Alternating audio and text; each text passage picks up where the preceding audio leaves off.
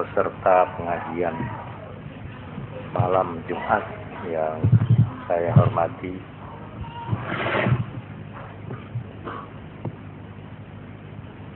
Sebelum saya menjawab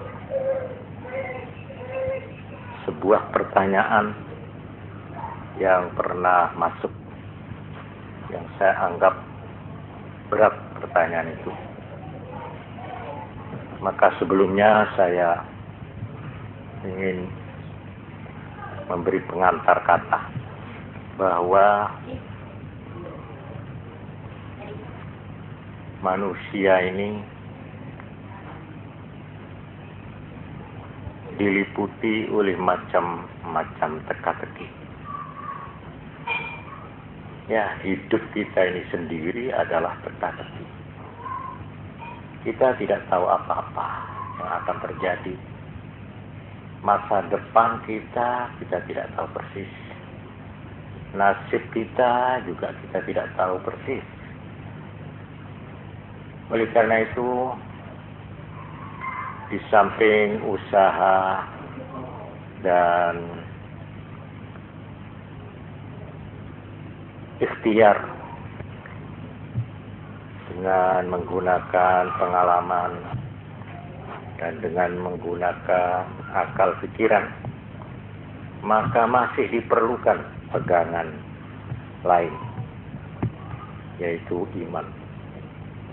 Iman terhadap Tuhan dan Rasul-Nya, dalam arti iman dan percaya semua apa yang dikatakan, yang diterangkan, yang ditunjukkan oleh Allah dan Rasul-Nya. Seperti baru-baru ini saya sangat terpengaruh dan terkesan pada saat saya mendapat kesempatan nunggoni Kiai Hamid Pasuruan sampai ke akhir hayatnya. Malah saya tuh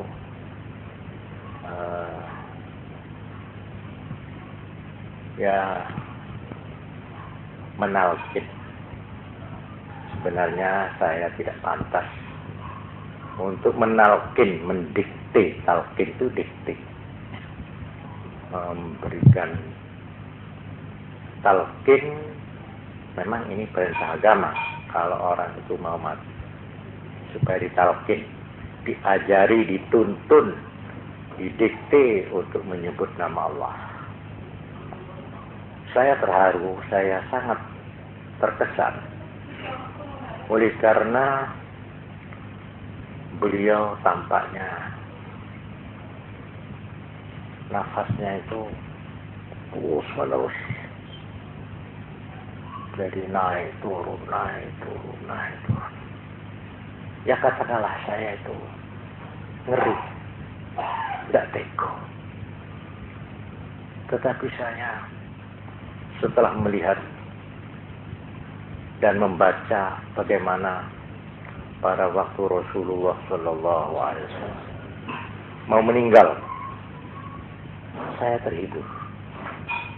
Saya menjadi lega.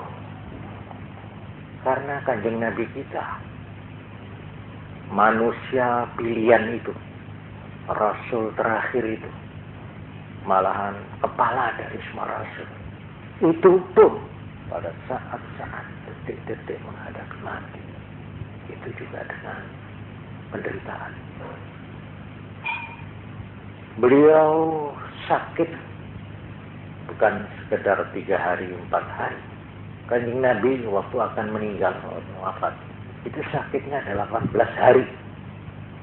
18 hari. Beliau juga mengalami krisis yang disebut koma oleh dokter. Artinya beliau tidak sadar. Kemudian sadar.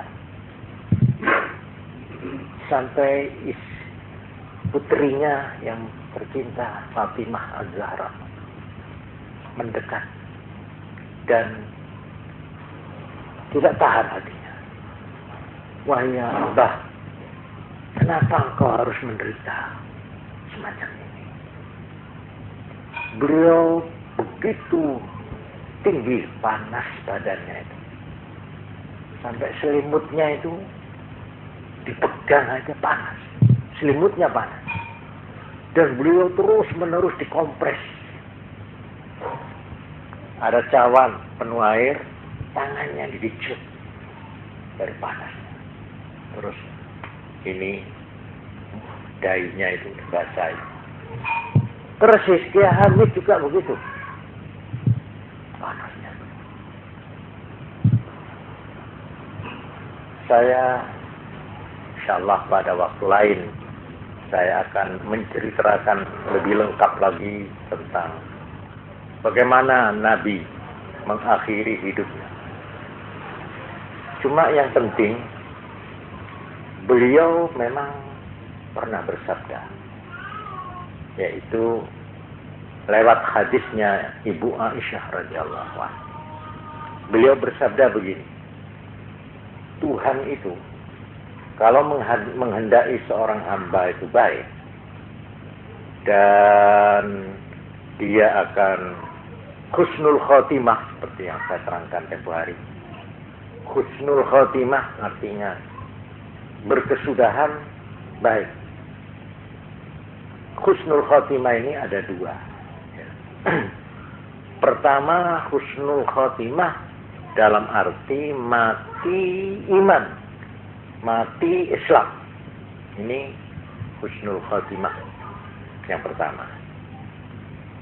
Yang kedua, husnul khotimah dalam arti mati dalam keadaan yang baik, tidak mempunyai dosa atau dosanya sudah diampuni, sehingga dia mati dalam arti masuk surga, tidak lewat neraka. Nah ini. Jadi kalau husnul khotimah yang pertama, mati iman, mungkin dia banyak dosa, ya, dia dihukum di neraka entah berapa melihat dosanya. Tapi yang kedua, ini mati dalam arti bebas dari dosa sehingga dia tidak usah masuk neraka, langsung masuk surga. Nah ini Nabi bersabda lewat hadis Ibu Aisyah, nek wong itu dikarepno husnul khotimah 1 tahun sebelum mati, itu Tuhan sudah mengirim malaikat khusus untuk orang ini. Jadi ada malaikat yang khusus dikirim oleh Allah yang selalu membimbing orang ini selama setahun itu untuk mengerjakan hal-hal yang baik. Kalau dia akan mengerjakan barang yang tidak baik, itu dihalang-halangi. Enek jalaran dia itu orang sampai mengerjakan perbuatan dosa.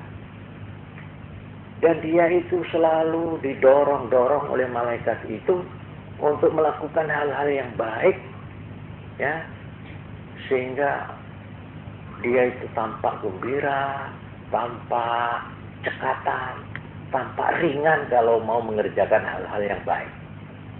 Ini setahun sebelumnya, sebelum meninggal. Dan kalau orang ini sudah mendekati saat-saat ajalnya, nah ini yang saya berikan garis, ya, garis saya bawahi garis. Kalau orang itu sudah akan meninggal, maka orang ini nampak sebelum dicabut hal-hal gaib yang tadinya dia tidak pernah duga-duga.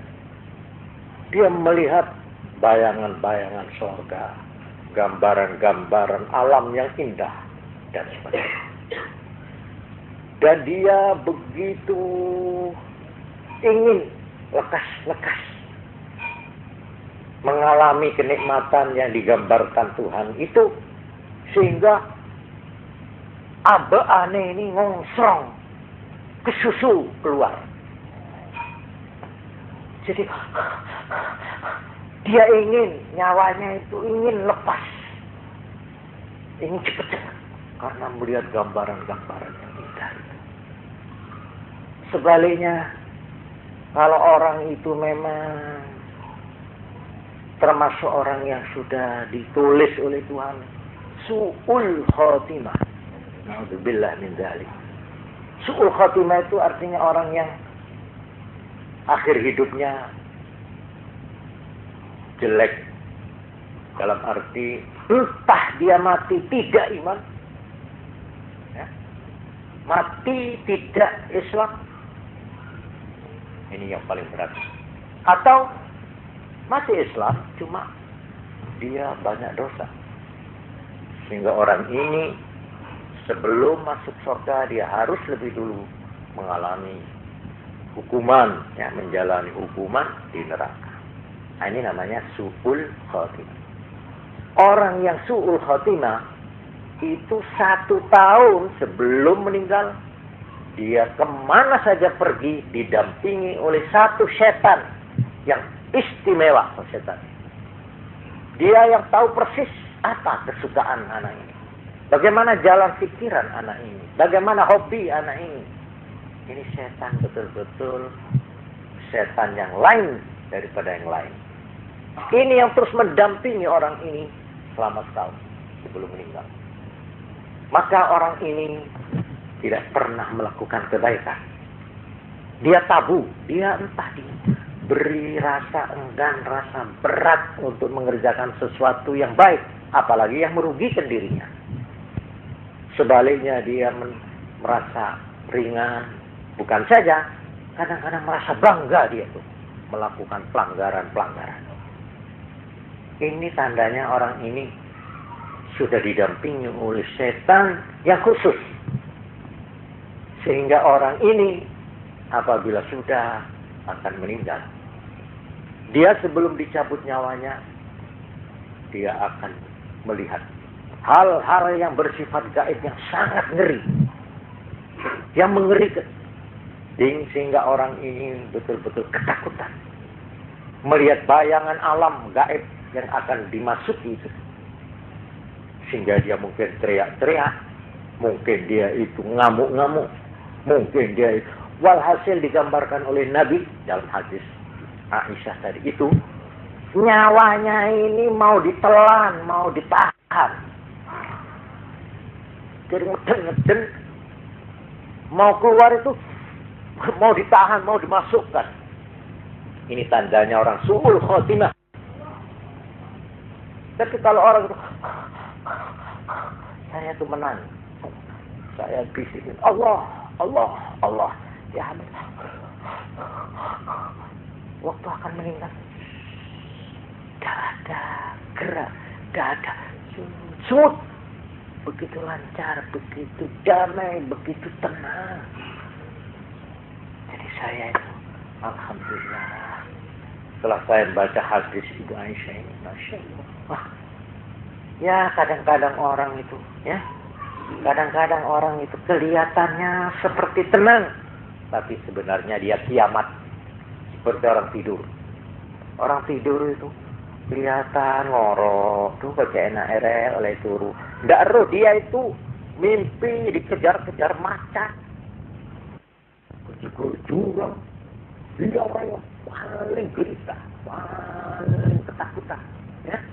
Tapi kelihatannya dia tidur tenang, ya. Kita lihat tenang. Tapi dia ya baru kita tahu ceritanya. Wah, kalau ya, kita nggak tahu. Kadang-kadang.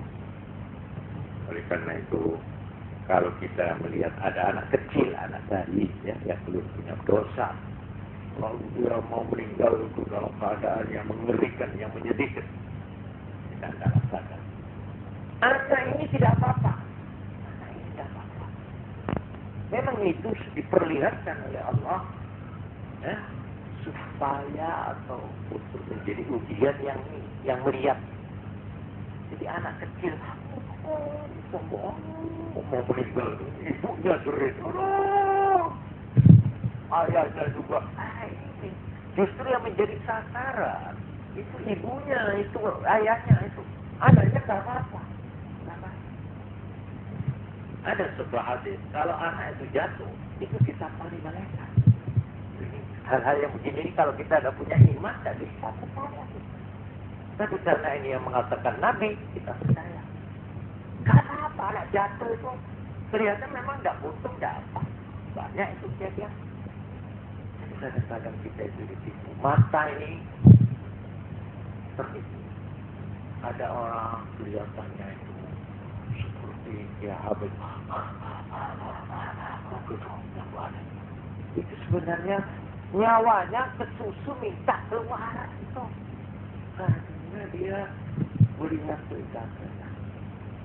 Nah, di sini maka dihitung dari macam-macam hadis-hadis dawuh-dawuh para ulama menjelaskan bahwa 4 yang menyebabkan orang itu su'ul khatimah. Ini agama. Saudara boleh percaya, boleh tidak. Orang yang dikhawatirkan mati su'ul khatimah itu 4. Pertama, at-tahawun bis shalah. Dia meremehkan sembahyang 5 waktu. Ogah-ogahan dia mengerjakan. Kalau toh mengerjakan, tidak sempurna. Lebih kesusu daripada kebelet ngisi. Atau sering dia mengeluarkan sholat itu dari waktunya. Itu namanya at-tahawun bis shalah. Ini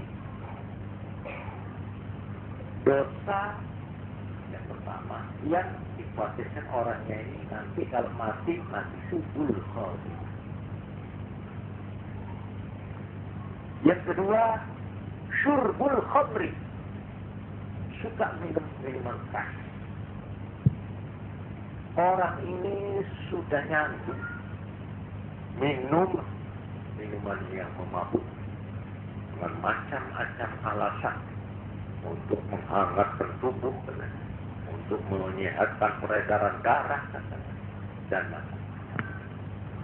Pokoknya kalau agama sudah mengatakan ini minuman yang haram, titik. Nah ini sekarang kalau kita beriman, kita percaya dan kita mau mendengarkan. Ini yang kedua. Yang ketiga, huququl walidain, berani pada orang tua. Diperintah orang tua tidak mau, malah menyakitkan hati. Tidak usah nempeleng, tidak usah tidak usah memukul. Tuhan di dalam Al-Quran mengatakan wala taqul lahuma uff. Jangan kamu mengatakan hus kepada orang tua. Mengatakan hus saja itu sudah dianggap berani kepada orang tua. Ini huququl walidain. Sampai semua ulama di dalam kitab-kitab mengatakan kalau kamu sembahyang sunat sudah dapat rakaat berapa saja, kalau kamu dipanggil orang tuamu, batalkan sembahyang. Lebih harus menyambut panggilan. Kalau sholat wajib tidak. Tapi kalau kanjeng Nabi Muhammad SAW yang memanggil, umpama di zaman Nabi, sekalipun sembahyang wajib harus dibatalkan.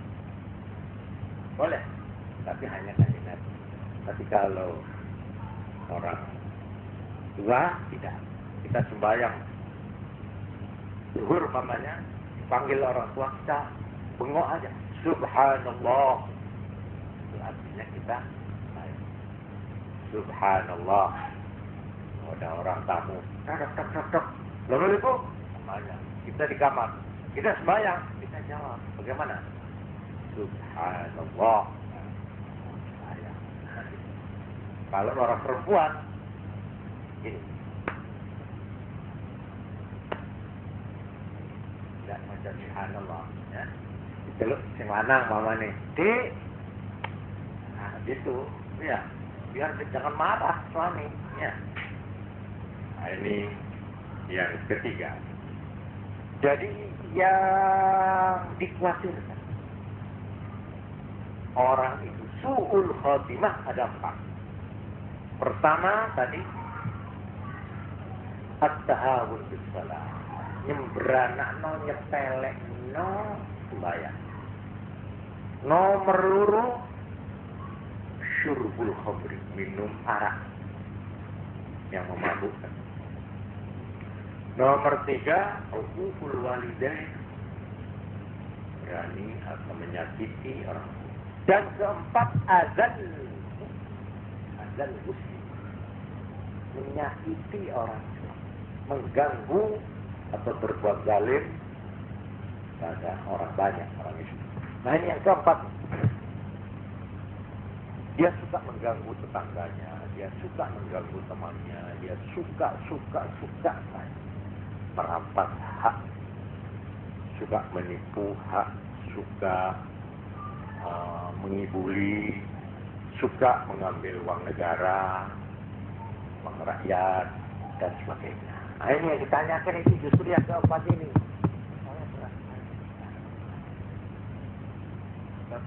Yang bertanya ini bagaimana hukumnya kalau ada orang memberi uang atau apa hadiah berupa apa saja kepada pejabat dengan tujuan tertentu.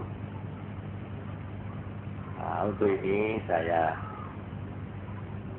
lebih dulu ingin mengemukakan bahwa jabatan negara, ya, jabatan administratif negara, memegang wewenang, memegang legalitas, jadi baik itu bersifat resmi negara ataupun menjadi petugas atau pejabat lembaga itu sama saja. Pokoknya wewenang wilayah. Yaitu firman Allah di dalam surat An-Nisa ayat 58 dan 59. Ini perlu saya bacakan. Sebab yang 58 ini ditujukan kepada pemimpin atau pimpinan atau mereka yang memegang tanggung jawab, mereka yang memegang wewenang. Sedang ayat yang kedua, yaitu ayat 59, ini ditujukan kepada anak buah, kepada rakyatnya, kepada yang dimomong. Yang kedua ini paling sering dibaca, hampir semua orang.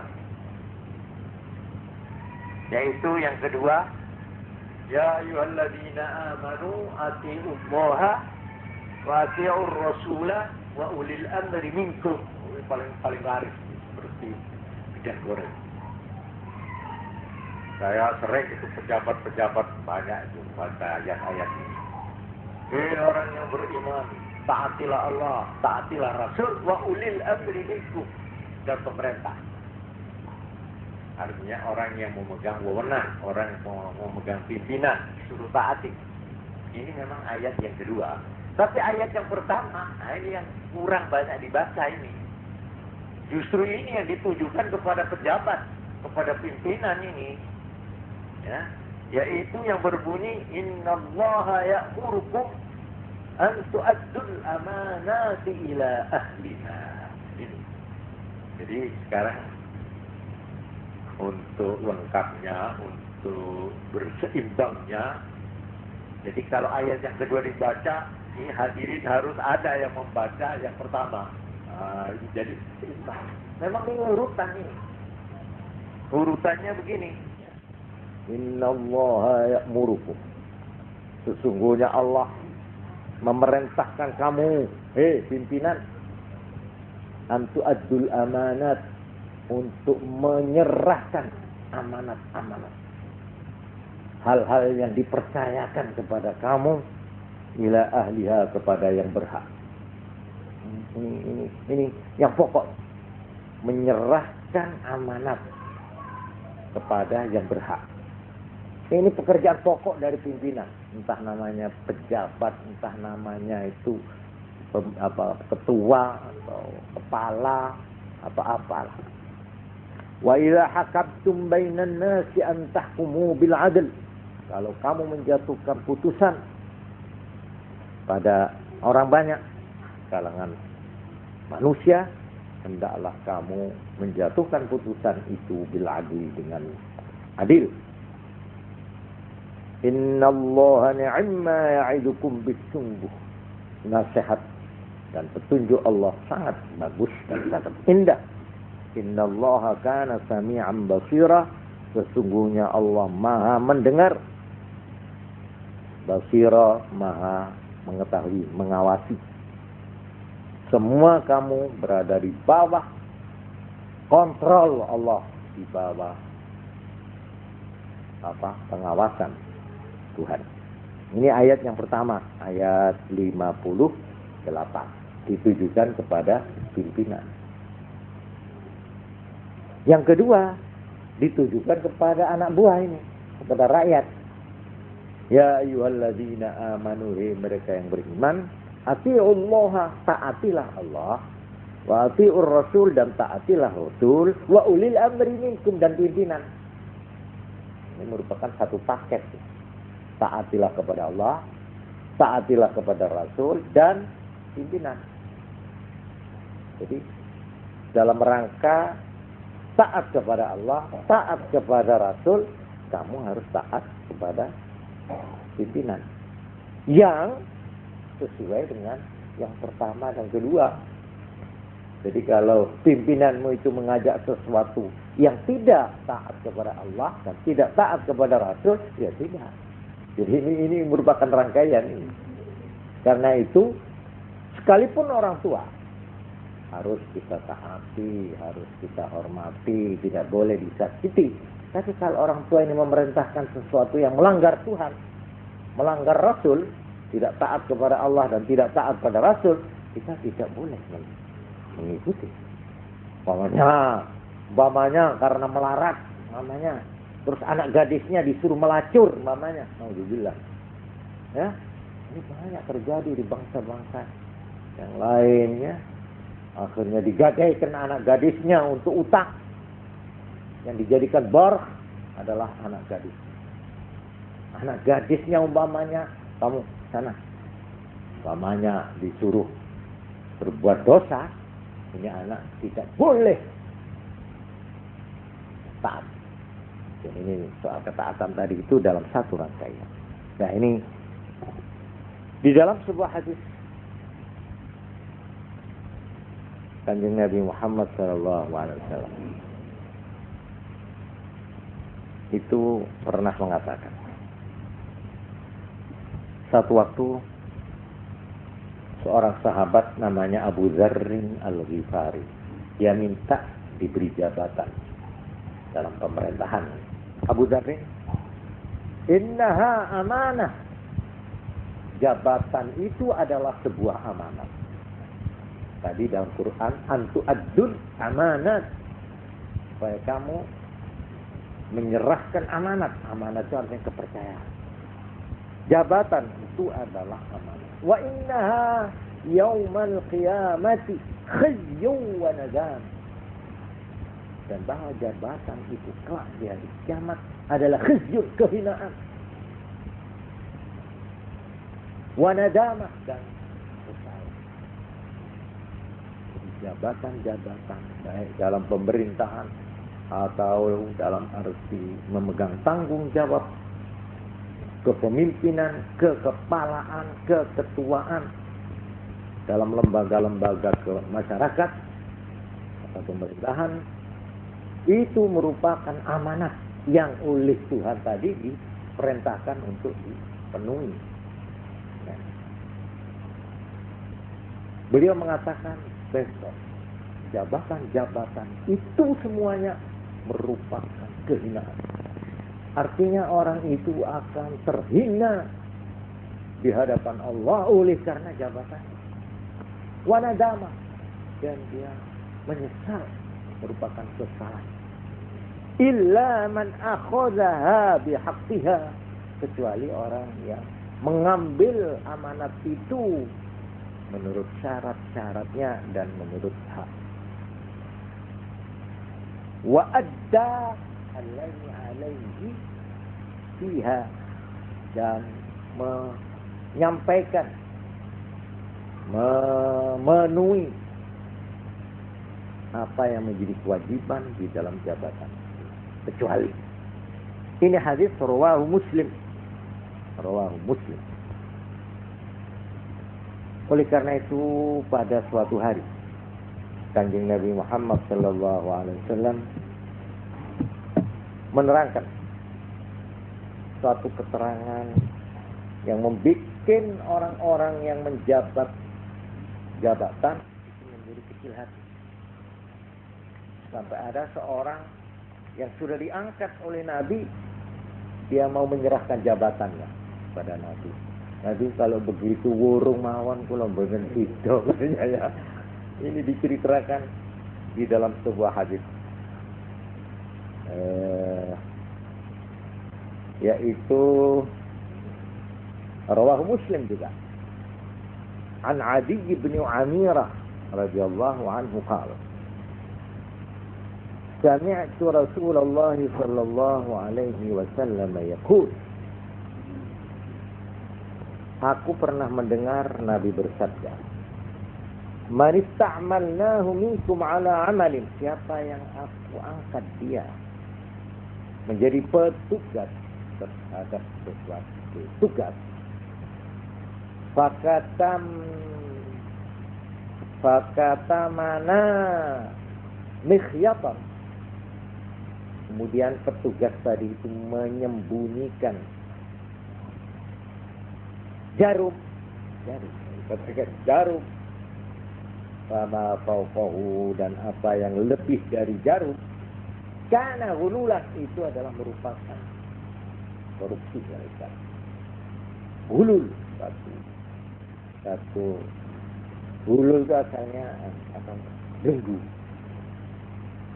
Ya'ti bihi yaumal qiyamah, yang akan datang dengan belenggu itu, dengan korupsi itu kelak di hari kiamat.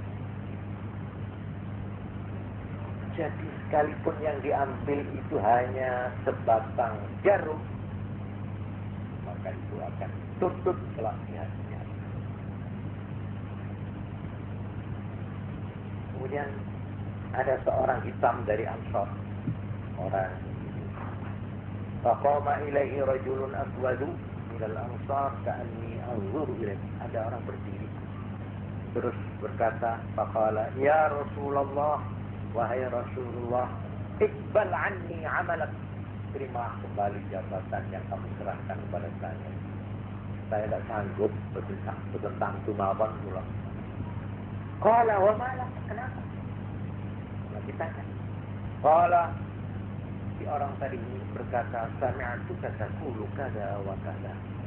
Saya mendengar engkau telah mengatakan begini. Qala, lalu Nabi bersabda, ya, aku betul mengatakan. Wa ana aquluhu al-an, dan sekarang aku pun akan mengatakan, man ista'malnahu minkum, maka siapa yang aku angkat ya jadi petugas untuk di antara kamu, ala amalin, atas sesuatu tugas, balyaji, maka hendaklah dia datang bi qalilihi, dengan yang sedikit, wa katsirihi, dan yang banyak. Sedikit banyak harus dibawa. Fama utiya minhu akhadha, apa yang diberikan boleh diambil. Wa ma nuhiya anhu intaha, apa yang dilarang ya harus menghentikan. Ini satu peristiwa kecil yang menggambarkan betapa sesuatu yang dipercayakan kepada seorang pejabat itu harus dipenuhi secara penuh. Dalam sebuah hadis lain digambarkan oleh Nabi, man iqtata'a haqqa imri'in muslimin biyamin. Siapa yang mengambil hak orang Islam dengan sumpahnya, dia berani bersumpah untuk mengambil hak milik hak orang lain, faqad aujaballahu lahu nar, maka Allah telah menetapkan buat orang itu neraka, wa harrama alaihi jannah, dan mengharamkan buat orang itu surga. Faqal, kemudian ada orang bertanya, yaitu Abu Umamah atau orang lain sahabat, Nabi, yang diambil itu wa in kana syai'an yasira ya Rasulullah, sekalipun sesuatu yang kecil dan sedikit sekali ya Rasulullah.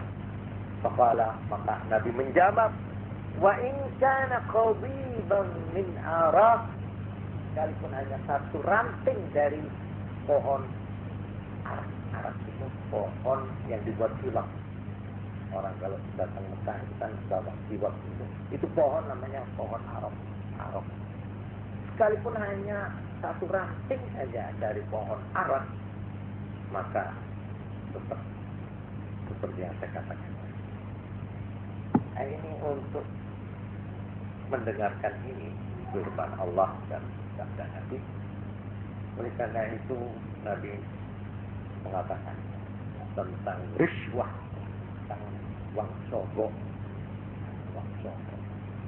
baik yang memberi, yang menerima maupun yang menyaksikan, itu mendapat kutuk dari Allah. Nah, di sini sekarang saya menjawabkan. Sebab yang ditanyakan ini ya, sampai di mana batas definisinya uang sogok itu di mana? Ini saya mengambil keterangan dari Imam Al-Ghazali yang beliau ini pernah ditanya apa perbedaan hadiah dan sogok. Bedanya apa? Padahal baik hadiah maupun sogok itu mempunyai persamaan. Persamaannya bahwa baik uang sogok maupun uang hadiah itu atas dasar sukarelanya orang yang memberi. Artinya orangnya yang memberikan itu memang hatinya ridho, rela. Ya perkara rela kepaksa dan kepaksa nggak tahu lah, pokoknya dia rela gitulah. Jadi tidak dicuri, tidak dirampok, tidak, saya serahkan. Nah, apakah itu hadiah atau itu namanya riswah? Riswah itu uang sogok, pungli. Ini persamaan yang pertama. Yang kedua, baik riswah maupun hadiah itu tentu punya tujuan, tentu ada maksud. Apa tujuan? Tentu ada. Nah di sini maka kita lihat orang yang memberikan sesuatu kepada orang lain yang berupa hadiah atau pemberian lah, itu ada dua. Apakah tujuannya itu kontan di dunia ini atau mempunyai tujuan kelak di akhirat? Tujuan yang bersifat sekarang kontan atau nanti. Nah kemudian yang sekarang ini, yang kontan ini kita perinci. Dia memberi karena ada tujuan ingin mendapat sesuatu yang bersifat benda. Nah ini istilahnya itu uang semir. Itu uang semir lah ya. Pokoknya memang dengan ini saya punya tujuan supaya memperoleh benda. Atau dengan hadiah itu saya ingin mendapat suatu pertolongan atau jasa-jasa baik untuk sesuatu tujuan tertentu. Atau tujuannya itu semata-mata hanya merupakan pendekatan hati, atau dengan perkataan lain ingin mendapat simpati, supaya ada simpati. Cuma simpati dan simpati ada dua. Ya. Simpati yang polos, ada simpati yang berudang di balik batu. Nah, memang simpati, supaya cinta, supaya dekat hati, tapi dengan arti Ya ada tujuan, ingin mendapatkan suatu tujuan tertentu di balik itu. Oleh karena itu ada 5 kategori. Ada 5 klasifikasi. 1. Orang memberikan sesuatu dengan mempunyai tujuan untuk mendapat imbalan atau pahala. Imbalan itu pahala. Di akhirat. Jadi saya memberikan sesuatu. Apa tanpa tujuan? Ada. Ingin dapat ganjaran, ingin dapat pahala. Itu juga tujuan itu. Itu namanya sesuatu tujuan itu. Ada maksud. Oleh karena itu, orang yang diberi ini tidak lepas dari 4. Orang yang diberi ini memang membutuhkan pemberian itu. Orang ini tidak cukup. Ya. Atau orang yang kita beri hadiah itu bukan karena kekurangan, tapi karena kita ingin menghormat orang ini karena kedudukannya sebagai orang alim. Sebagai orang alim. Atau orang ini mempunyai kedudukan keturunan yang baik. Mempunyai nasab agama yang baik. Ini anak guru, namanya. Ini anaknya orang baik-baik, namanya. Saya memberikan sesuatu padanya. Karena saya melihat dia adalah keturunan orang yang saya cintai. Atau orang ini memang orang saleh, orang yang memang ahli ibadah, ahli ini, ya, dia memberi sesuatu. Entah namanya sarung, entah namanya uang, entah apa. Nah, di dalam hal begini ini, orang yang diberi ini perlu tahu diri. Jadi kalau kira-kira memang dia itu tidak benar seperti yang digambarkan oleh orang yang memberi, nah ini ya jangan. Ya ini sekarang soalnya soal warok. Kalau dia punya sikap warok, sikap apa itu dari sesuatu yang kurang jelas hukumnya, dia jangan menerima. Dia mengira bahwa saya ini orang alim, padahal saya bukan orang. Saya cuma karena dia tukang pidato, saya disebut sahah, kiai haji, padahal saya sebenarnya bukan dia. Cuma ya karena biasa dalam undangan-undangan itu supaya laris, lalu disebut pembicara kiai haji. Bapaknya padahal saya ya tidak ngerti apa-apa saya. Lalu kalau orang memberi sesuatu pada saya karena kiainya, padahal saya sadar bahwa saya bukan apa-apa. Saya sebenarnya nggak boleh menerima itu. Ini warak namanya, sikap warak. Atau memang dia dimasyhurkan ini keturunan orang baik-baik, padahal tidak. Dia memang keturunannya iya, cuma anaknya jahat. Keturunan orang baik-baik, tapi sebenarnya dia itu brengsek, mahamannya ya. Sehingga orang itu kalau tahu keadaan yang sebenarnya dari orang ini, tentu tidak mau memberikan pemberian atau hadiah. Sehingga di dalam riwayat-riwayat zaman kuno banyak ulama-ulama salaf, orang-orang yang saleh itu tidak mau berbelanja sendiri. Sebab dia tahu kalau saya pergi ke pasar, orang itu lalu menjual murah pada saya. Karena ini ambil barokah. Lalu betul sakit.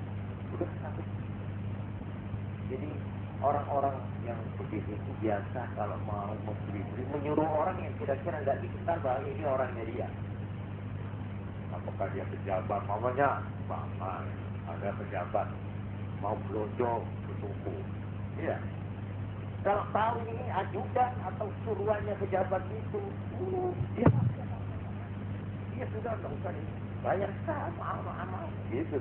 Nah, ini justru yang dihindari. Terus dalam arti saya kalau begitu namanya menjual jabatan saya, menjual kedudukan saya, menjual kesetiaan saya, menjual kesolehan saya, menjual agama saya. ulama-ulama zaman kuno itu kalau mau beli-beli tidak mau langsung beli, tapi menyuruh orang yang orang ini tidak dikenal orangnya ulama. Ini malah sebaliknya aja toh. Ada yang sebaliknya. Ngomong udah kata-kata. Nah, ini ada itu yang ada pesan itu, catatan itu namanya kata BLC itu. Nah, ini tanda saya. Nah, karena diketahui bahwa ini seorang ulama besar atau seorang pejabat atau seorang yang pokoknya yang punya kedudukan hebat-hebat, ya akhirnya orang yang punya barang itu yang lalu lemah kedudukannya, lalu menyerah apa katanya. Itu namanya todongan muril namanya, ya. Todongan muril. Jadi menodong itu ada dua. Ya maaf ini, saya menggunakan kata-kata menodong. Terus musim menodong di kriminalitas di Jakarta itu. Todong. Tapi ini sebenarnya juga semacam todong ini, penodongan, cuma pemodongan moral namanya, ya, atau politik, apa terserahlah namanya. Nah, jadi tentang ini boleh. Jadi orang yang ini secara hukum, kalau dia mempunyai tujuan ingin mendapat pahala imbalan di akhirat, ini dianjurkan malah oleh agama, ingin dapat ganjaran itu yang memberi itu terang mendapat pahala. Tadi yang saya bicarakan tadi yang diberi, kok tau sih kayak apa kira-kira? Ya kira-kira kayak itu anggap aku ki wali. Padahal saya ini wali murid cuma. Wali ini dakwah itu wali murid, ya. Wah, iku wong nek ero nek aku iki koprok sak temene. Bahwa daerah tenang keadaanku yang sebenarnya dia tidak akan memberikan itu pada saya. Lain halnya kalau kamu kenapa diberi? Ya teman saya. Nah, ini karena teman. Nah, ini lain lagi. Nilainya lebih tinggi ini malahan. Ya. Oleh karena itu pemberian itu ada nama. Kalau pemberian itu untuk menolong orang yang kekurangan, dan orangnya yang diberi itu memerlukan pertolongan, itu namanya sedekah. Sedekah. Ya. Kalau menamakan sedekah, itu artinya yang diberi ini memang membutuhkan pertolongan. Tapi kalau tidak membutuhkan pertolongan, namanya hadiah.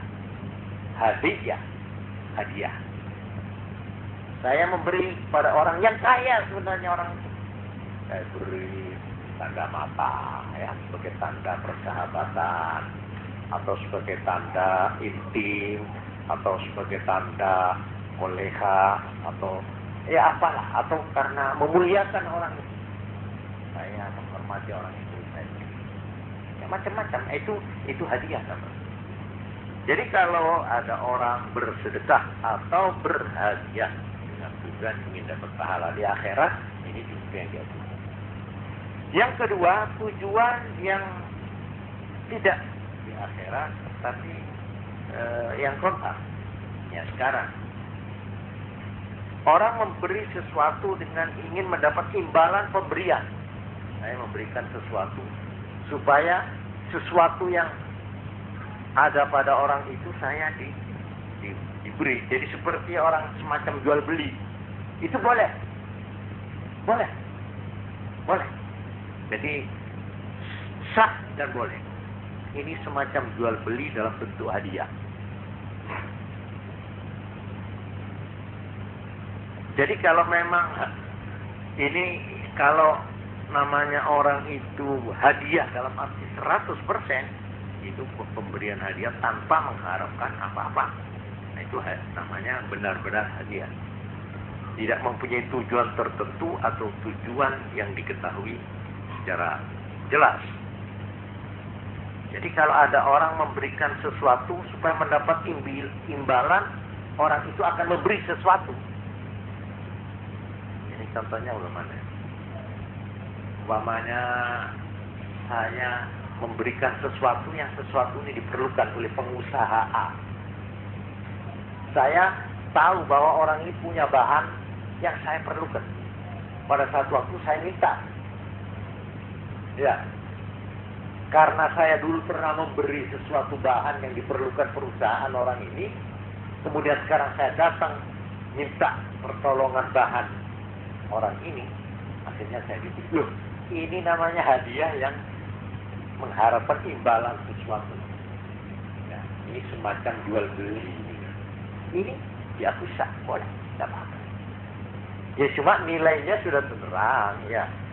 Ibarat pahalanya tentu tidak sama dengan yang.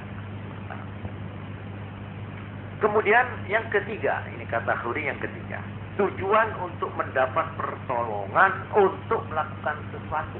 Bukan merupakan benda, tapi supaya orang ini suka menolong. Saya beri sesuatu. Menolong untuk mendapat sesuatu.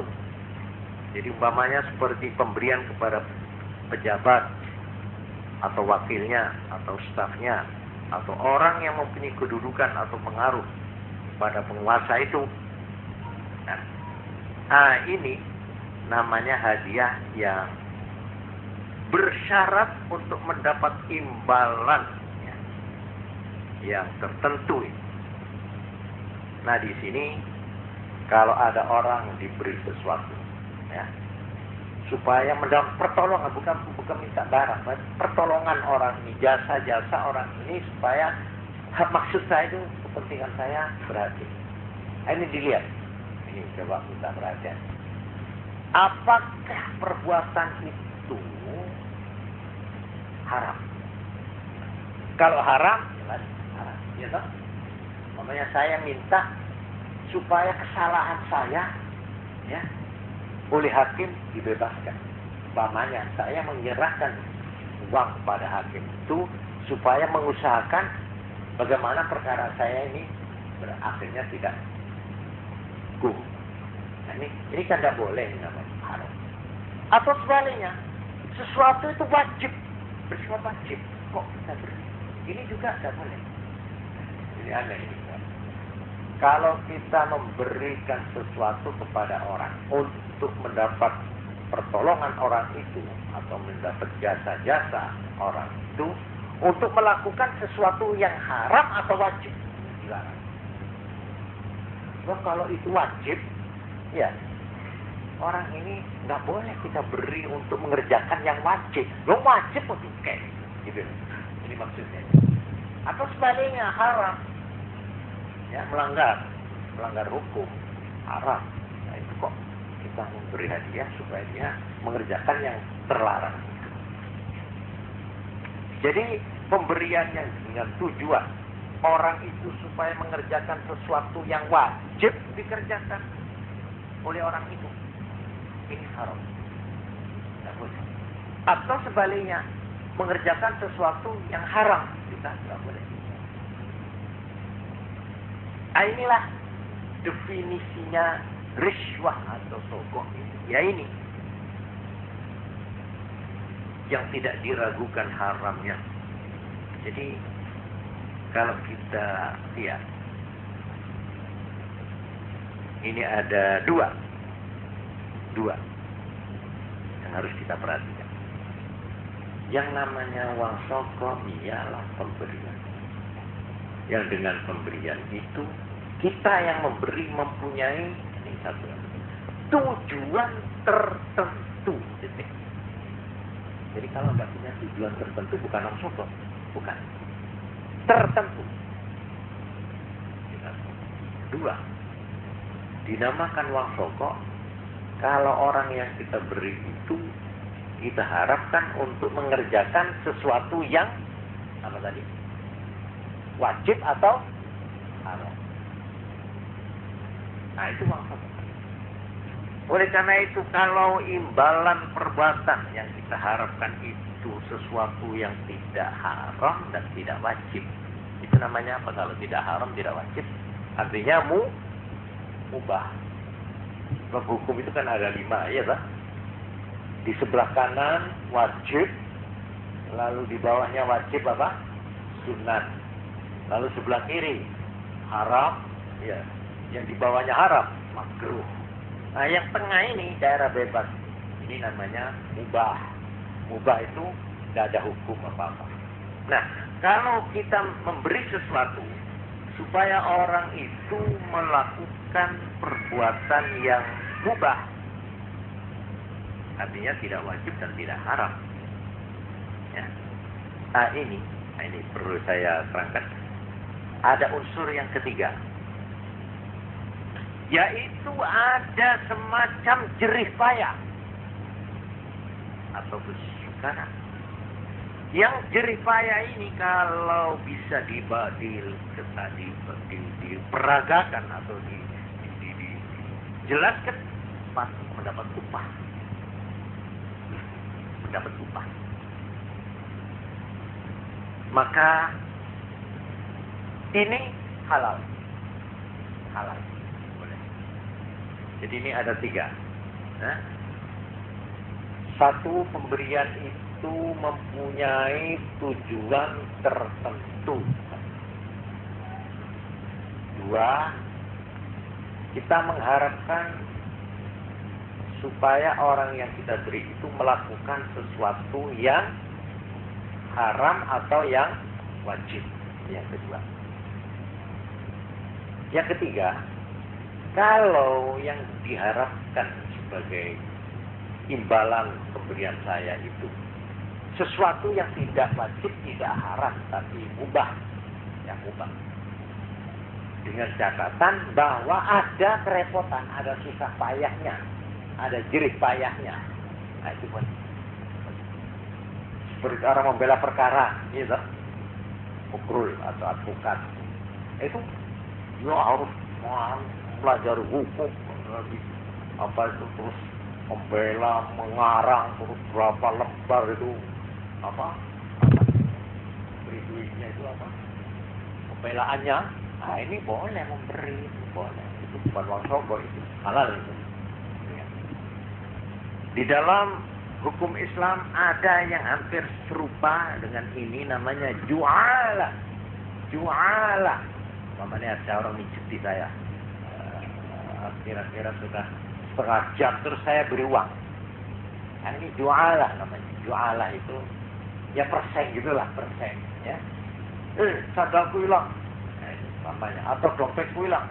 Siapa yang menemukan dompet saya beri persen 10.000. Ini boleh. Ini namanya ju'alah. Ju'alah. Ya persen. Ya, kita biasanya menamakan apa itu? Apa?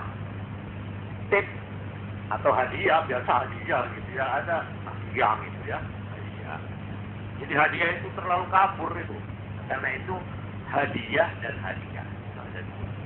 Ada hadiah yang dianjurkan, ada hadiah yang justru dilarang, yang namanya riswah. Riswah atau sogok. Itu pun hadiah juga sebenarnya. Jadi sama dengan begini, saudara. Saya minta tolong untuk menyampaikan maksud saya.